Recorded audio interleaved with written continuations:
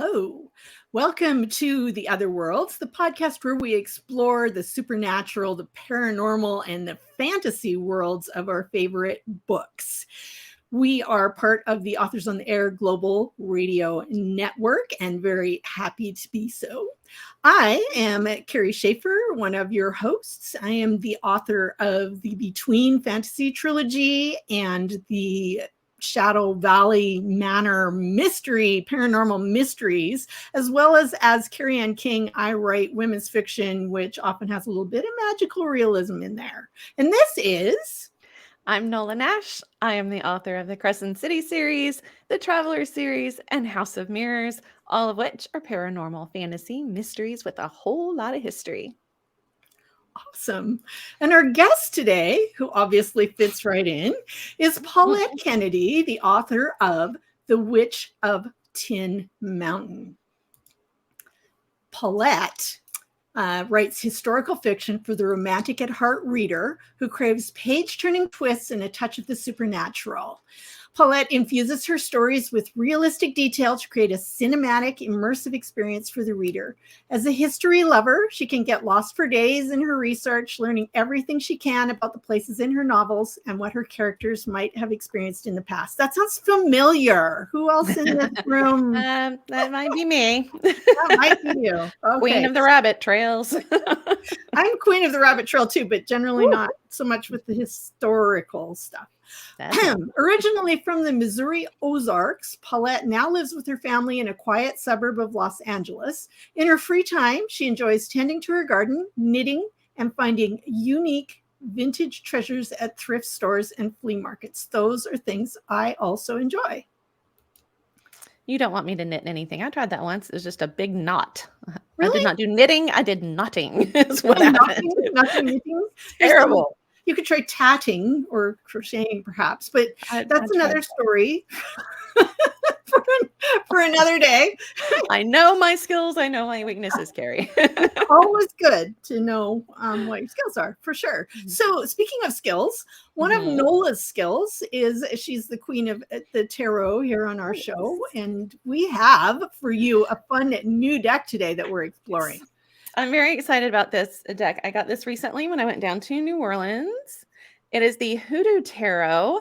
And since our book is set in the area that it is, because I've been enjoying reading this one, I will let Paulette tell you more about that. But the choice was deliberate with the Hoodoo deck. And so our card today, I've been shuffling. Our card is the Six of Coins. The Six of Coins. And so this, if I can get it in there. All right. So in the Hoodoo tradition, the itchy palm means that money is coming. And depending on where you're from, it's which palm is the itchy one, is the one that denotes money coming in or money going out. With my grandmother, what I was taught was if your right palm itches, and I know I'm mirrored here, but if your right palm itches, money is coming in. Your left palm itches, money is going out. You're going to lose money. So right palm itching is money coming in. So the positive side of this is anything that is financial gain. If it was reversed, then you would be losing money. So this has to do with finances.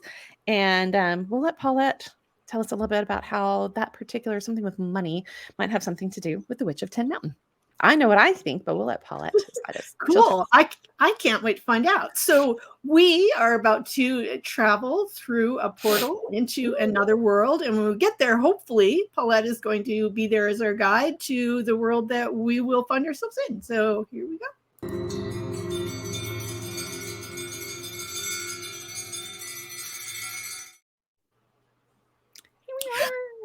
There she is. Paulette is here. Oh, yes. Look at that. Just like magic.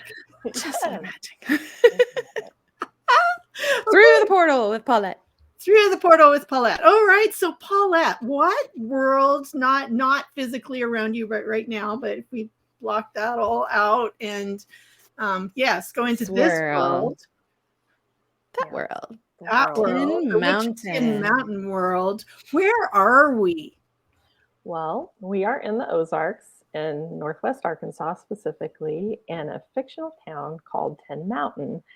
And it's in what we would call like the Ozark Mountain area. And so it's a very lush, gorgeous part of the country, part of the world. And there are lots of rivers, there are lots of caves, beautiful forests, bluffs, mountains, gorgeous scenery, especially in the fall. Such a beautiful place. It's where I'm from originally. What are the trees like there? I'm curious. I'm from Northern World. We have a lot of coniferous, evergreen kind of trees around here. So what kind of forests are we looking at? What kind of trees? Trees are so mystical, magical. I'm always they are. We have a mixture of trees in the Ozarks. We have a lot of deciduous trees, but we also have a lot of evergreens. And there's a lot of pines in Arkansas, loblolly usually, very tall pines. The Army Corps of Engineers actually planted a lot of pine trees during the Great Depression era because they used them for telephone poles and for railroad ties and such. And so that part of the country grows big, beautiful trees. The soil is very rich. And so there's a variety of trees. That's one of the reasons why we have such beautiful falls, because we have all of those gorgeous deciduous trees like maples and elms that turn such brilliant gold and red and orange. But we also have that deep, deep green of the evergreens. So it's just beautiful. It's a part of the country that I don't know that a lot of people have experienced, but I would welcome you to go there anytime because you will be pleasantly surprised. Well, it sounds like the perfect setting for a magical book. You've got forests and hills and bluffs and rivers and all the elements of, magical anything all around you. Yeah, there's a locust tree in the book too. That's a very important locust tree, which but not everybody knows about here. But locust trees, we have some in locust trees. Locust trees, yeah, we've got some here in Tennessee too. So I was like, they don't grow grasshoppers, so not grasshopper, not a grasshopper. Not a grasshopper. They're a very precious tree in a lot of ways. The pods are edible, and so my characters sustain themselves on those locust pods during an especially difficult winter. But the main feature of a locust tree is its thorns. It is a very, very thorny tree. When I was growing up, there was a huge locust tree in one of the parks that I frequently went to as a child. And those thorns I always remember that tree because it was very, very tall, had huge limbs, and these thorns were just covering almost every part of that tree from the trunk to the branches, and they're very long thorns. They're at least 2 to 3 inches long, so you wouldn't want to walk under a locust tree barefoot. Nope. And so that tree in that park was kind of the inspiration for the tree that I put in the Witch of Tin Mountain. It's amazing that I've remembered that tree so well and so clearly, but that park was a very old park too. It had existed since the founding of my hometown, and so in the 1860s. And so I love that I was able to use it in this book since I was back in the Ozarks during the time I was finishing this book. Right. Yeah. Okay, so we're in the Ozarks, in this small town, mountains, trees, in the middle of the Depression. And our main character, we have 2 main characters. Can you tell us a little bit about them? Yeah, so the book opens from Graceland's perspective. She's a young woman, 19 years old. She's an orphan. She was adopted by her grandmother, who is the other main character of the novel, only 50 years before. So her perspective is written when she was the same age as Graceland, and her name is Deirdre in her timeline, and Granny in Gracie's timeline. And so Granny has taught Graceland all of the skills and all of the lore that goes into being a granny woman, which is the Mid-South version of like a wise woman and a midwife, and they provide lots of services to their community. They do provide charms and spells and such when they're necessary. They have a very herbal, like green type of magic. Southern Conjure kind of plays into that a little bit as well with some of their rituals and some of the the items that they make and use. There's wards that they create out of sticks and twigs to ward off this character that you'll meet in the story. And what a great character that is too. Yes, Love that and character. I did a lot of research about what that would have looked like in the era and in the area as well. In South Louisiana, we call that root work. They're the root workers. Yeah. Oh, interesting. You know, my friend Maddie Dawson, who you may know of, who writes the women's fiction books with a little magic in. She says her grandmother could remove warts. There was a spell, and she knew how to do that. So you know, it was just that's useful. Yeah, I might know that one actually, or at least the superstition and what came out of that. My mother always told me that if you wanted to get rid of warts, you cut a potato in half, you rub it over the warts, and you say some kind of little chant about getting rid of the warts, and then you go out under the light of a full moon and you bury the potato.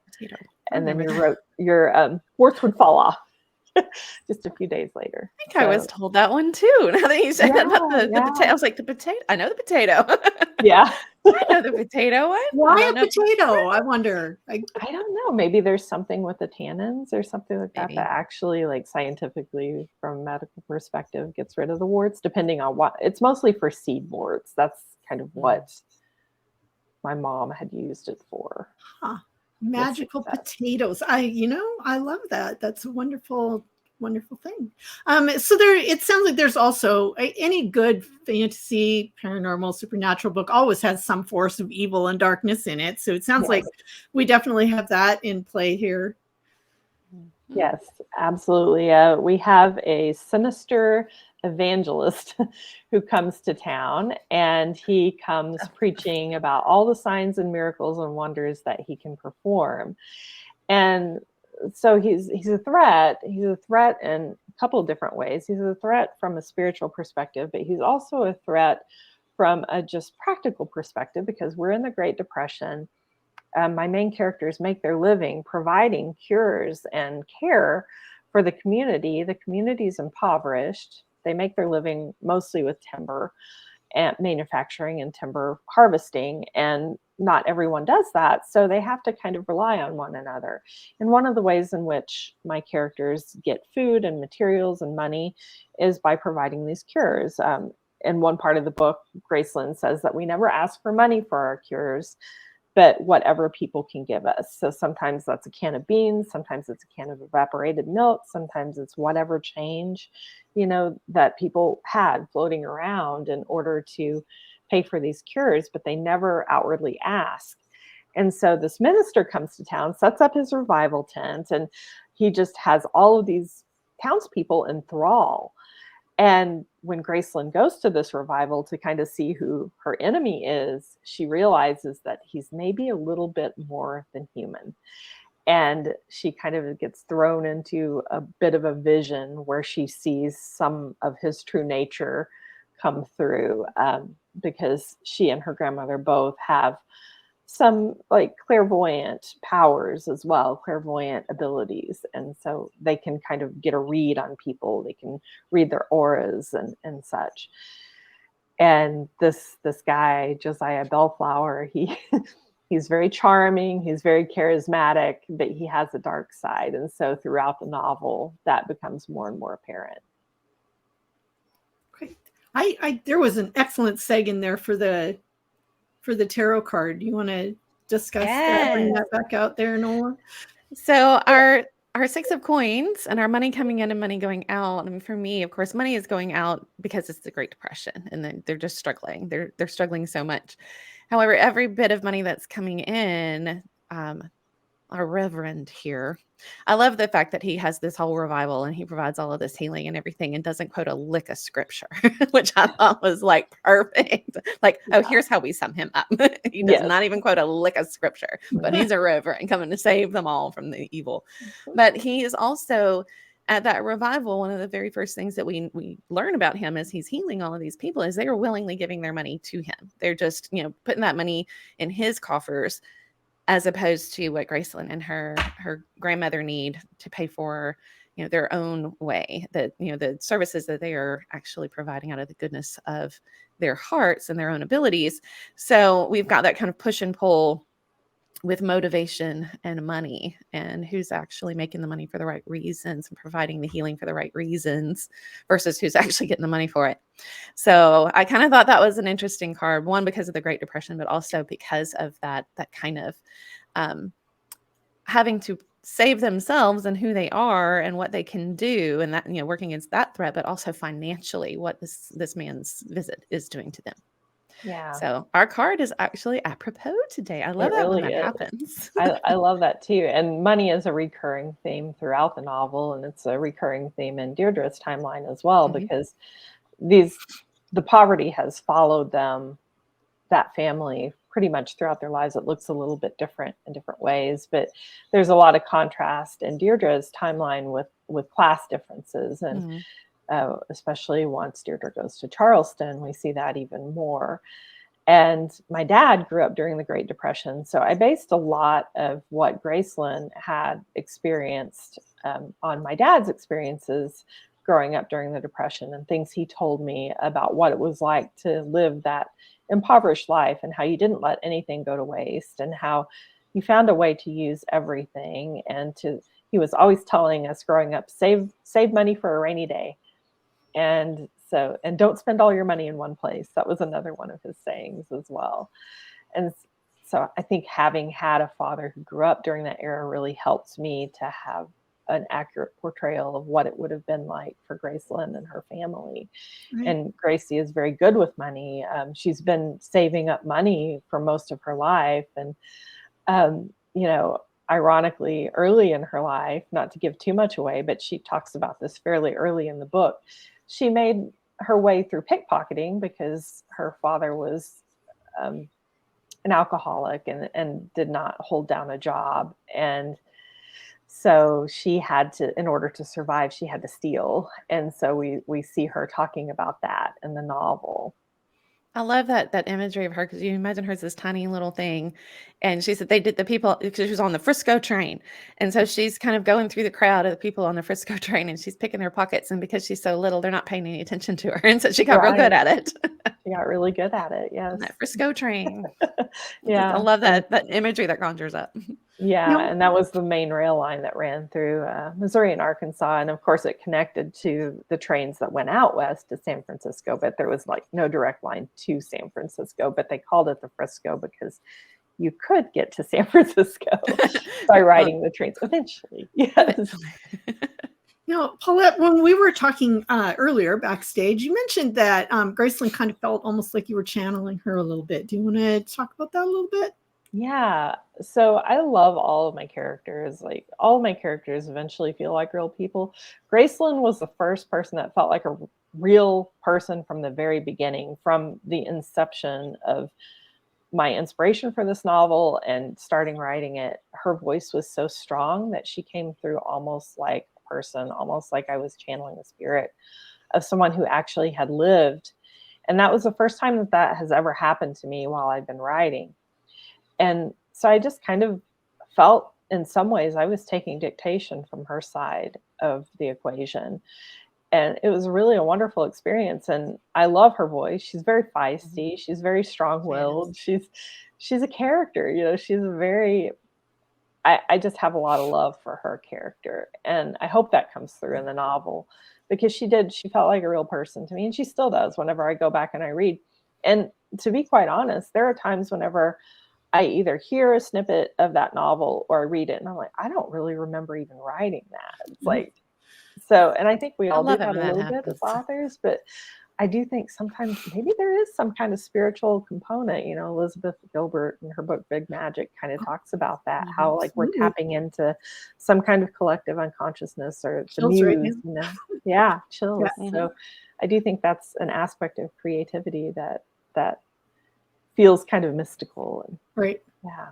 Right. I love that part. And I love that in Big Magic, the whole idea that, well, the idea that there are ideas floating around out there trying to connect with the right person. Like ideas are actually alive in some way and, you know, have their own magic. It certainly feels that way sometimes when one finds me.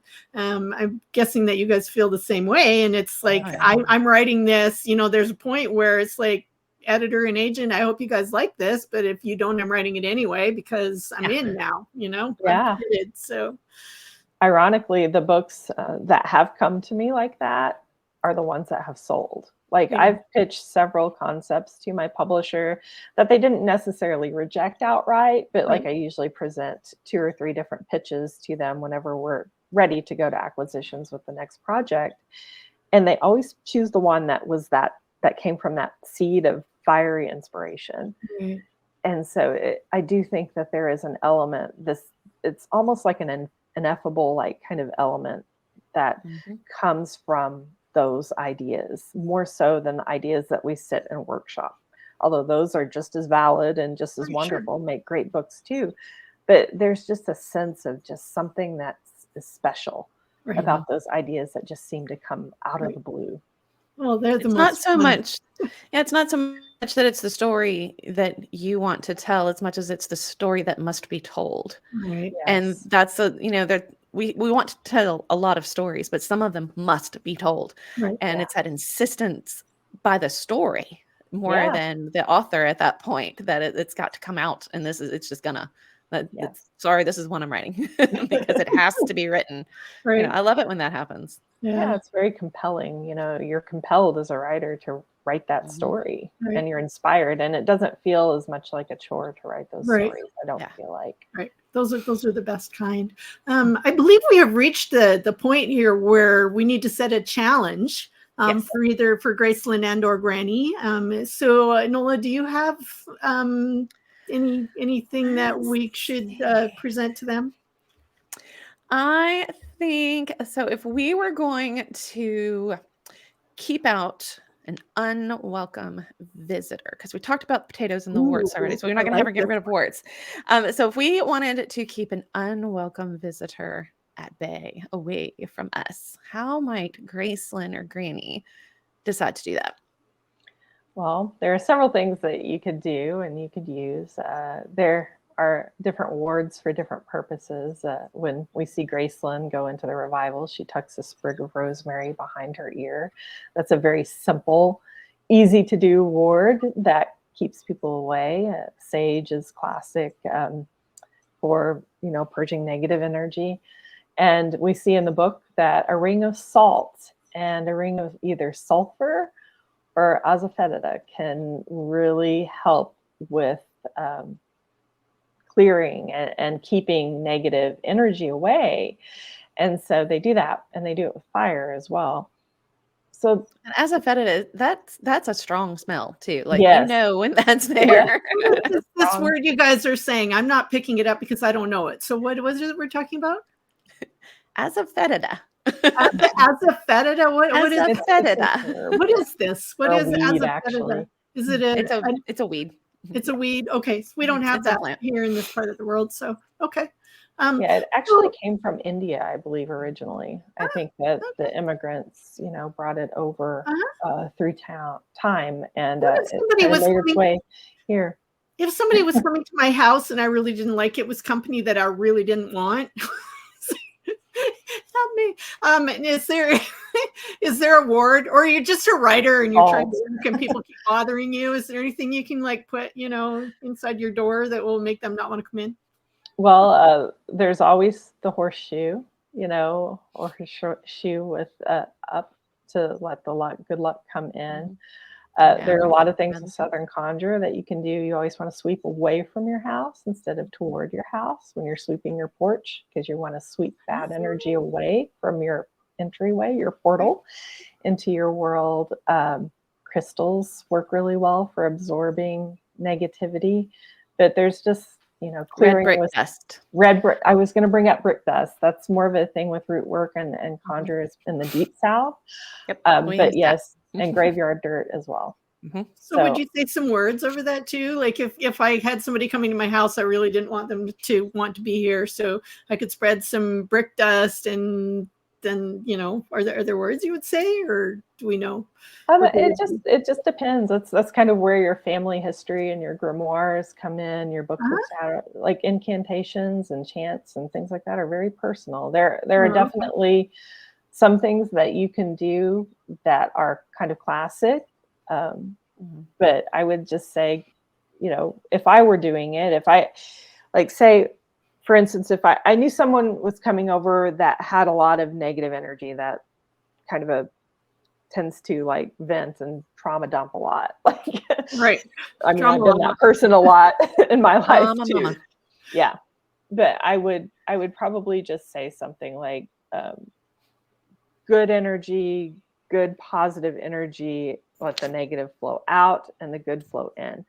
And so I don't know, part of me is does the woo-woo work, or is it just that we think it works? And so we're manifesting our in our own attitude and influencing people. But when I do things like that, or just light a white candle or something like that, it really does make a difference, in the energy. And I think that people pick up on energy without even realizing it. I have a friend who is a massage therapist, and she works with energetics a lot. And she absolutely says that intention, manifests in her work all the time.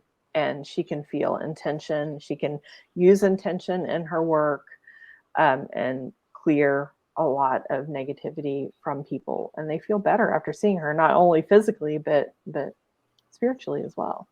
Intention's a powerful thing. And in root work in South Louisiana, our hoodoo voodoo root work traditions down there, there are words that are passed down generationally in the family, but a whole lot of it is whatever words you feel give that power, or the words that you use, whether they are whatever your grandmother might have said. It may not be the one that works for you. It may be whatever you need to say, and you say those things. And that's what you use, which is why I love that tradition. Yeah. And there's a lot of tie-in with Christianity and root work and conjure in the Southern tradition. You see people going to church every Sunday, but they still do their conjure and their root work and their green magic. It's Marie Laveau, classic example. She was a devout Catholic, and she was also the queen of voodoo in New Orleans. Devout Catholic. What do we do at church? We light candles, usually white candles. Incense. I mean, rituals are very important. Rituals, intentions, prayers. I mean, it's all the same thing. Yeah. Yeah, it's all the same absolutely. It's all the same thing. It's just connecting with the spiritual, connecting with the divine. Okay. All right. Well, we want to let you all know that you can connect with Paulette she has a website, and it's paulettekennedy.com. She is on Twitter and Instagram as @PKennedyWrites. Is this correct? Yes, it is. I always go look for things on the internet, and I'm never sure if I find actual accurate stuff. The book we have been talking about today is The Witch of Tin Mountain, again by Paulette Kennedy. And we hope, Paulette, that you will come back and visit us again when you have another book. I would love to. Thank you both so much for having me. It was an absolute pleasure. Awesome. It was fun for us too. Listeners, please, I hope you will join us again for another episode where we have another guest and explore another world. That's it for now. Bye. Bye.